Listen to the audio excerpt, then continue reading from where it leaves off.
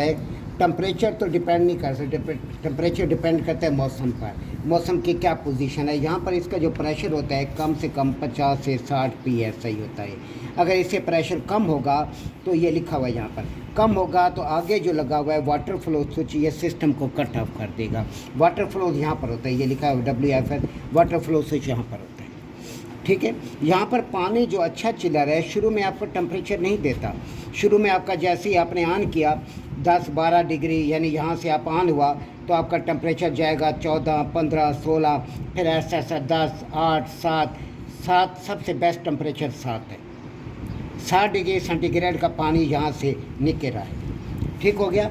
यहाँ पर अक्सर सवाल ये होता है कि आया ये पानी का प्रेशर आप बता रहे हैं 50 से 60 PSI है, तो ये कितने बार होगा, ये कितने KPA होगा? KPA Khyber Pakhtunkhwa.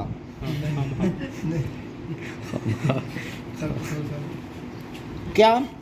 Kilo pascal absolute pressure की इकाई है। PSI बार किलो पास्कल एब्सोल्यूट प्रेशर इकाई है। KPA सबसे छोटा है। एक KPA में तकरीबन 7 PSI होता है, 6.896 तकरीबन ऐसा होता है। एक PSI में तकरीबन जो KPA है, अक्सर गेजें लगी होती है PSI बार KPA की लगी होती है। अब KPA पे परेशान हुई ना, KPA क्या बला है। एक KPA में तकरीबन मुझे अंदाज़ा है 6.986 ऐसे कोई है ऑलमोस्ट जी। तो ये सबसे मुश्किल सवाल है।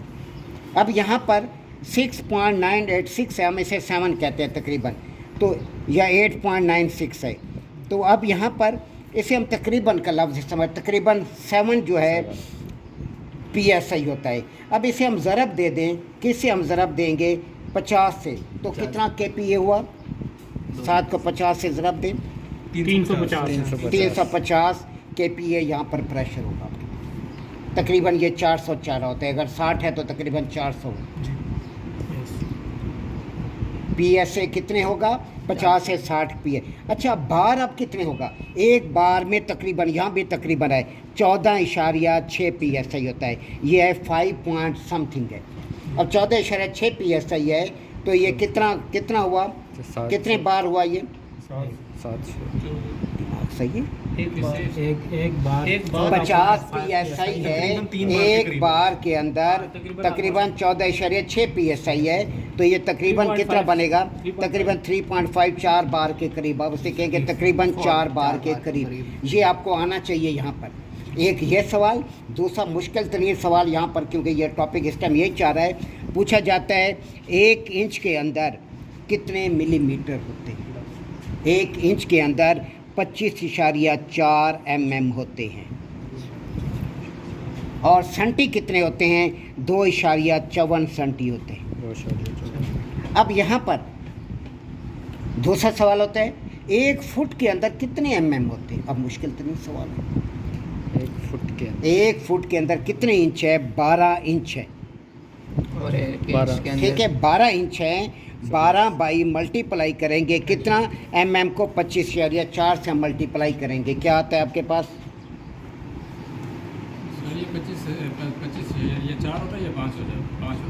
4 होता है। 25.5 नहीं, 25.4 होता है। नेट में चेक कर लो। हाँ, मल्टीप्लाई 12, क्योंकि उधर MM में 25.4 आ गया ना, 306 तो 2.54 306 सर सेंटी हो गया, 25.4 mm हो गया। इसे मज़ीद नेट पे सर्च कर लें, अभी क्लियर हो जाएगा। अभी सर्च कर लो, अभी क्लियर हो जाएगा। देख लो ना, इसमें क्या मीटर में 3 इंच हो गए और 1 मीटर में ये नेट पे बताएगा। होगा इस जगह पर वाटर फ्लो स्विच लगा होगा। अब वाटर फ्लो स्विच क्या करता है? अगर पीछे से पानी का प्रेशर आ रहा है, यहाँ कोई ब्लॉकेज है, पानी आगे आउटपुट पे नहीं निकल रहा, तो आपका क्या करेगा? वाटर फ्लो स्विच सिस्टम को चलने ही नहीं देगा, बंद कर देगा। सिस्टम आपका बंद हो जाएगा। यहाँ पर पूछा जाता है अच्छा जी कितने HP की मोटर लगी होती है आपके पास? वहाँ पे कितने HP के मोटर है? आप बताते हैं सर 50 HP की मोटर है, 60 HP की मोटर है। तो 60 HP की मोटर है, कितने एम्पेयर पे चल रही है? क्यों? ये ऐसे सवाल है जो टेक्निकली सवाल है कि आप अगर फील्ड में काम कर रहे हैं आप फ़ौरन बताएंगे। अगर आप फील्ड में क्यों आपके पास मोटर लगी हुई, आप बात कहते हैं मैंने 1 साल काम किया है। अब 1 साल काम किया तो तुमने ये याद नहीं किया कि वो कितने एम्पेयर ले रही है, समझ आई ना? क्योंकि जब आप तजर्बे का नाम लेंगे ना फिर ये चीज़ें ठोकेगा वो लाजमी आप पर। कि एक मोटर आपकी चल रही है 50 HP के मोटर चल रही है तो कितने HP पे कितने एम्पेयर ले रही है? 50 HP है तो इसमें कोई मसला ही नहीं है, तकरीबन 60-62 एम्पेयर, 5 एम्पेयर, क्योंकि एक वाट एक 3 फेस की मोटर आपके लेती है 1.2524 एम्पेयर लेती है, ठीक है। अगर 1 किलोवाट की मोटर है 1.75 एम्पेयर लेती है, ठीक है। ये चीज़ें आपने याद रखनी है। अब यहाँ से पानी हमारे पास चिल होकर चला गया EHU में, कुछ यहाँ से लाइन आगे चली जाएगी, ये ब्रांच है, यहाँ से लाइनें आगे चली जाएंगे मुख्तलिफ EHU को, कुछ फैन कोयल यूनिट्स में चली जाएंगी, कुछ EHU में चली जाएंगे, जितने भी EHU लगे हुए हैं वहाँ पर ये कोयल के अंदर ये स्प्रे होगा, पानी आ रहा है, ठीक है। इधर से आपकी रिटर्न के ज़रिए रिटर्न एयर आ रही है आपकी। रिटर्न एयर पहले किससे टकराएगी? फिल्टर के साथ। सबसे पहले जो आम फिल्टर होंगे परी फिल्टर होंगे। अगर आगे फिल्टर लगे हुए एयर बैग फिल्टर हो सकते हैं, कोई और फिल्टर हो सकता है, हाँ हिपा फिल्टर हो सकता है। हिपा फिल्टर तो बहुत कॉस्टली फिल्टर है, हर जगह नहीं आ सकता। अब इसी के साथ हमारी डक्ट होगी, इन फिल्टरों से पहले ये return air duct, fresh air duct इन फिल्टरों से पहले होगी, इसने यहाँ दी है, गलत है ये। आपकी फ्रेश एयर डक्ट यहाँ पर आएगी, दोनों डक्ट एक ही जगह पर आएंगी। क्यों?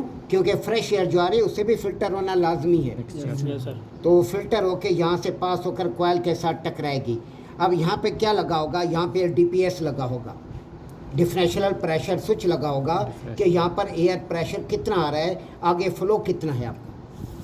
अगर एयर फ्लो यहाँ पर कम है, CFM पूरे नहीं हो रहे, तो आपका जो वहाँ पे बैठा है हुआ है बंदा BMS सिस्टम पर, वो वहाँ पर सिग्नल आ जाएगा कि आपका जो है वो जो है वाटर फ्लो, जो एयर फ्लो है वो सही नहीं है, आगे थ्रो कम जा रही है, कूलिंग आपकी कम जा रही है, आपका सिस्टम प्रॉपर नहीं चल रहा।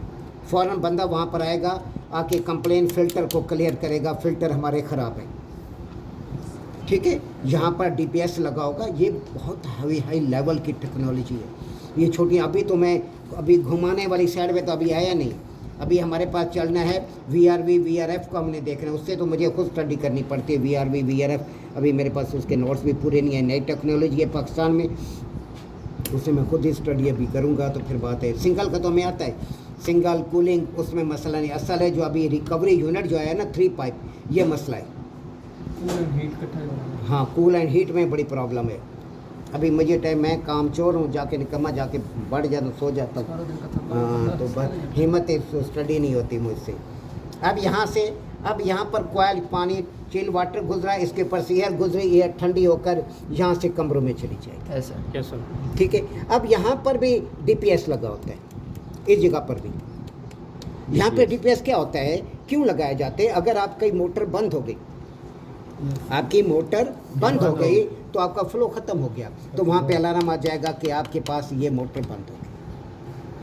कितना जदीद निज़ाम है कि यहाँ पर आपकी मोटर बंद हो गई है तो एयर फ्लो वहाँ पर बंद हो गया, तो DPS जो है आपको बता देगा, अलार्म पे चला जाएगा वहाँ पर कि आपका सिस्टम बंद हो गया, बेल्ट टूट गई है, मोटर बंद हो गई है, फेस फेल हो गया है। वहाँ पे नीचे आपके कंट्रोल में जो वहाँ बंदा बैठा है उसके पास चला जाएगा कि DPS का ताल्लुक किसके साथ होता है? मेन प्रोसेसर का ताल्लुक नीचे कमांड जाती है।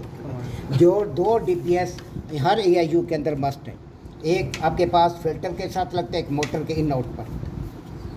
इतने CFM प्रेशर जाना चाहिए क्यूबिक फुट पर मिनट। यहाँ से ये कमरे में ये लगे हुए हैं डिफ्यूज़र के नीचे कभी भी हवा नहीं जाती। बाज़ वक़्त आप जाएंगे साइडों पर, कोई हमारे पास जो ऑफिसर होते हैं नीचे हवा चेक करते हैं, हमारे ऊपर चढ़े होते हैं, हम चुप करके खड़े होते हैं, सुनने दें, अगर मदाखलत की तो और इसका पारा हाई हो जाएगा। तो डिफ्यूज़र हमेशा हवा को साइड पर फेंकता है। ये डिफ्यूज़र लगा हुआ है, ये नीचे फेंकेगी। ये सप्लाई ग्रिल है, ये रिटर्न है। रिटर्न ओपन होती है, खुली होती है। जो होती है रिटर्न सप्लाई जो होती है, ये फैला के होती है, इसके अंदर ज़्यादा लूवर्स दी गई होती हैं। लूवर्स क्यों दी गई होती है? ताकि हवा फैल के एकदम झोंके की सूरत में, झोंके की सूरत में जो भी बंदा बैठा होगा, जो कागज़ पड़े होंगे उन पे हवा गिरेगी और आपका क्या होगा, कागज़ इधर उधर जाएंगे। तो ये इस वजह से क्या किया जाता है, ग्रिल के अंदर मुख्तलिफ फ्लिपर्स दिए गए थे, लूवर दिए गए थे, रिटर्न में ऐसा नहीं होता। ठीक हो गया। ये आपके पास फायर डंपर लगा हुआ है। ये फायर डंपर के साथ यहाँ पर एक टिक्की सी लगी होती है, ये आम रूटीन में खुला हुआ होता है। जैसे ही इस पीछे आग लग गई किसी वजह से, इस वजह से इधर ब्लैक किया गया है, तो ये टिक्की मेल्ट होती है, इसके मेल्ट होने की वजह से आपका ये शटर नीचे गिर जाता है, आपका डंपर बंद हो। ये VCD है, वॉल्यूम एयर कंट्रोल डंपर। इसके साथ इसकी एवरेज होती है, यहाँ पर ये स्केल दी गई है। रीडिंग आपने 25% खोलना है, 50% खोलना है, 75% खोलना है, 100% खोलना है। ये ज़्यादातर रिटर्न पड़ते हैं, सप्लाई पे कम होते हैं। आपने जितने % खोलना है आप इसे VCD को खोल सकते हैं। Volume air control dumper, air volume.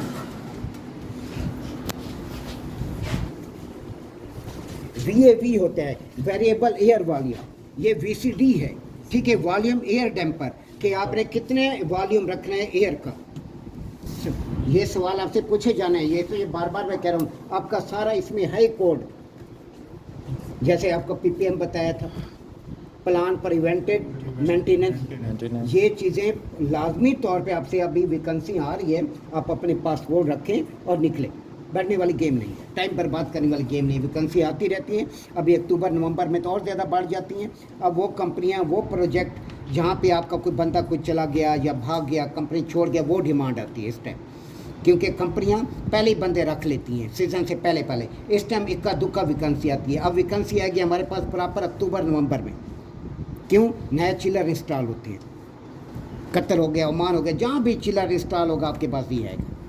हम कोशिश करेंगे पूरी लेटेस्ट टेक्नोलॉजी VRV VRF पे हम आएँ, ताकि यूरोप कंट्रीज़ के अंदर आपका यहाँ पर क्या चाह रहा होता है, आपका कंप्रेसर बंद होता है, यहाँ पर पीछे चाह रहा होता है बॉयलर चाह रहा होता है। बॉयलर का पानी, गर्म पानी इसके अंदर से गुजर कर आगे जा रहा होता है, इसके अंदर गर्म पानी आता है। अब आपकी जो हीटिंग चाह रही होती है, कंप्रेसर सर्दी में कट ऑफ हो जाता है, चिलर का कंप्रेसर कट ऑफ हो जाएगा। यहाँ पर आपका बॉयलर चाह रहा होगा, या हॉट वाटर गीज़र लगे होते हैं, हॉट वाटर कॉयल गीज़र होते हैं, उसके अंदर मोटे मोटे कॉयल होते हैं, नीचे बर्नर चलाते हैं और वो पानी गर्म होता है, वही गर्म पानी आगे जो है हॉट वाटर पंप के ज़रिए आगे जा रहा होता है। आमतौर पे यही पंप हम चलाते हैं। कुछ कंपनियां हॉट वाटर पंप अलग लगाती हैं, चिल वाटर पंप अलग लगाती हैं। जो हॉट वाटर पंप होता है वो कम कैपेसिटी का होगा। अगर चिल वाटर पंप आपका 80 HP की लगी हुई है, वो ज़्यादा 30 की होगी। क्यों? क्योंकि हमें इतना ज़्यादा वाटर फ्लो नहीं चाहिए हीटिंग के लिए, क्योंकि हमारी अपनी हीट बहुत ज़्यादा है, समझिए। कूलिंग के लिए हमें ज़्यादा फ्लो चाहिए। ज़्यादा चिल वाटर आएगा तो हमें ठंडक लगेगी। अगर यहाँ थ्रो कम हो गया तो हमारी वो टेम्परेचर ही मेंटेन नहीं होगा। तो इस वजह से हॉट वाटर के लिए छोटे पंप होंगे आपके, बड़े पंप नहीं होंगे। अब जो चिल्ड वाटर पंप होंगे ये इंसुलेटेड होंगे, और जो आपके कंडेंसर पंप होंगे वो नॉन इंसुलेटेड होंगे। आपका चिलर इंसुलेटेड होगा, पूरी इंसुलेशन से लिपटा हुआ होगा, ताकि बैरूनी टेम्परेचर असरअंदाज ना हो गए। आपके चिल्ड वाटर के जितने भी पाइप जा रहे हैं ये इंसुलेटेड होंगे। जो आपके कूलिंग टावर के जो कंडेंसर के पाइप हैं वो नॉन इंसुलेटेड होंगे, उसके पर इंसुलेशन नहीं होगी, नंगे होंगे वो। कंडेंसर पंप भी नंगे होंगे। वहाँ जाते इतने पाइप लाइनें देख आप परेशान हो जाते, इधर जा रही, परेशान होने की ज़रूरत नहीं है। एक सिंपल नज़र मारेंगे, इंसुलेटेड पाइप हैं, आप समझेंगे ये चिल्ड वाटर के पाइप हैं। और जो दूसरे पाइप हैं ये कंडेंसर के पाइप हैं, ये कूलिंग टावर में जा रहे होंगे। कूलिंग टावर से पाइप आपका कंडेंसर पंप में आएगा, कंडेंसर पंप से पानी का प्रेशर आपके कंडेंसर में आएगा, कंडेंसर से हीट को लेकर दोबारा कूलिंग टावर में चला जाएगा। अब चिल वाटर का क्या है ये आपको आगे समझाता हूँ मैं। अब यहाँ पर लेक्चर नोट हो रहा है ना, क्योंकि इतनी डिटेल कहाँ समझ आती है, इतनी लंबी डिटेल है। ये डिफ्यूज़र लगे हुए हैं, ठीक हो गया। डिफ्यूज़र ये ऐसे नहीं लगाए जाते, ये कमरे का CFM लिया जाता है, क्योंकि फुट पर मिनट ले जाया जाता है। ये नहीं कि इधर आप इतना बड़ा डिफ्यूज़र लगाए, हवा का थ्रो ही ज़्यादा हो जाए, कूलिंग ही ज़्यादा हो जाए।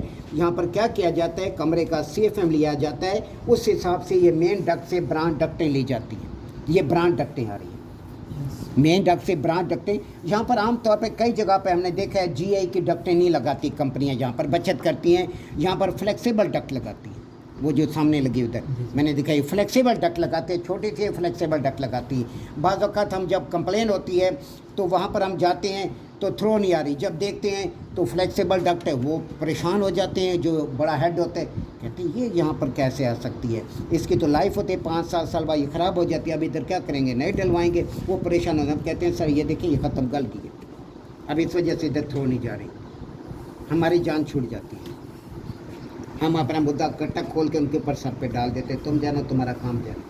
कि कंपनी वो मिली भगत होती है ना, मिली भगत। जीआई की बजाय, जीआई का बड़ा खर्चा है, जीआई की बजाय इस तरह पता नहीं कितने मीटर, कितने हज़ारों फुट वो बचा लेते हैं। सिर्फ एक जगह पे नहीं, हर जगह पे यही करते हैं। जहाँ सीलिंग के अंदर है फ्लेक्सिबल डाल देंगे, किसने देखना है। कंपनी उस टाइम तक अपने पैसे क्लियर कर चुकी होती है, 5 साल बाद कंप्लेन आती है, वो जाने उनका कौन जाने।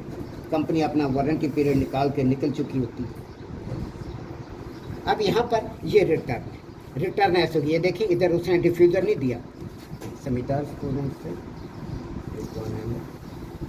अब यहाँ से ये वापस आ, अब पानी यहाँ से हरारत को जज़ब करने के बाद मोटर इस पानी को खींच रही है, ठीक है। इस पानी के अंदर कौन सा पानी शामिल है, आपके मेकअप टैंक का। मेकअप टैंक का पानी यहाँ से मेकअप होता रहता है, पानी यहाँ से आएगा इसके अंदर। अब इसके अंदर पानी आना शुरू हो गया। अब जैसे ये पानी पूरा होगा तो ये क्या करेगा, यहाँ चेक वाल लगा हुआ, इसे ना रिटर्न वाल कहते हैं। ये पानी के प्रेशर को वापस नहीं जाने देता। बाज़ वक़्त क्या होता है, पानी इसके अंदर नहीं आ रहा होता, जो चेक वाल का मसला बना होता है। चेक वाल का मसला है जिसकी वजह से पानी इसके अंदर शामिल नहीं हो रहा है, पानी का प्रेशर बढ़ नहीं रहा। अगर मोटर चलाते हैं, मोटर एयर ले रही है, यानी मोटर अम्पेयर ज़्यादा लेती है, डाउन कर देती है। हवा आवाज़ ज़्यादा करती है, डाउन करती है। अम्पेयर अप हो रहे हैं, डाउन हो रहे हैं, इसका मतलब एयर है या पानी का प्रेशर प्रॉपर नहीं है। अब यहाँ से पानी ये मोटर खींचेगी, आप इधर फेंक देगी, ठीक हो गया। ये इस पंप को क्या कहेंगे, प्राइमरी पंप। सेकेंडरी पंप हमेशा आउटपुट पर होगा। यहाँ पर कंडेंसर है या आपका चिलर है, सेकेंडरी पंप आउटपुट पर होगा। लेकिन ज़्यादातर कंपनियाँ क्या करती हैं, अगर इधर 50 HP का लगा हुआ है, इधर भी 50 HP का लगा हुआ है, थ्रो बहुत ज़्यादा ऊंची जानी है, 14 मंजिल है, तो ऐसी सूरत में क्या किया जाता है, एक ही कंपनी 100 HP का लगा देगी। अगर वो बहुत ज़्यादा उसका लोड है, कंपनी उधर तार नहीं है या कोई बचत करनी चाहती है, फिर क्या करेगी, सेकेंडरी पंप लगा देगी। वरना आमतौर पे कंपनी क्या करती है, एक ही पंप, बड़ा पंप लगाती है, वो सेक्शन भी लेता है, डिलीवरी भी कर रहा है। ज़्यादातर मैंने जितनी साइडों पर देखा, एक ही पंप, बहुत बड़ा सिस्टम हो तो वहाँ पर कोई बहुत बड़ी फ्लैट्स हैं, जैसे आजकल निज़ाम आ गया है कि एक सिस्टम है, वो 4-4 बिल्डिंगों को, 4-4 जो स्टोरी हैं उनको कवर कर रहा है। यानी आपके पास ये जो होते हैं फ्लैट्स, एक फ्लैट, 2 फ्लैट, एक के अंदर 10-10, 14-14 मंजिल है, अगले के अंदर 13-13, 14-14 मंजिल है, अगले के अंदर 13-13, 14-14 मंजिल है। इस तरह कंपनी आजकल कतर के अंदर ये चीज़ चल गई है। प्लांट एक बिल्डिंग के अंदर है, बाकी बिल्डिंगों के अंदर उसी प्लांट से कूलिंग जा रही है। वो नीचे जहाँ पे प्लांट लगना है वहाँ पर गाड़ियों की पार्किंग बन गई। समझिए, हर जगह पे प्लांट लगाते, गाड़ियों की पार्किंग किधर जाती, लंबे खर्चे थे, एक ही प्लांट लगा कर उन्होंने जान छुड़ा दी। आजकल ये सिस्टम आ गया, वो नीचे वाला जो एरिया ज़मीन बचा रही है उससे आपकी पार्किंग आ गई, ठीक हो गया। अब हर चीज़ मैंने समझा दिया, आप आपस में डिस्कस करें, इंजीनियर सब खड़े हैं आपके साथ, तो ये समझाएंगे।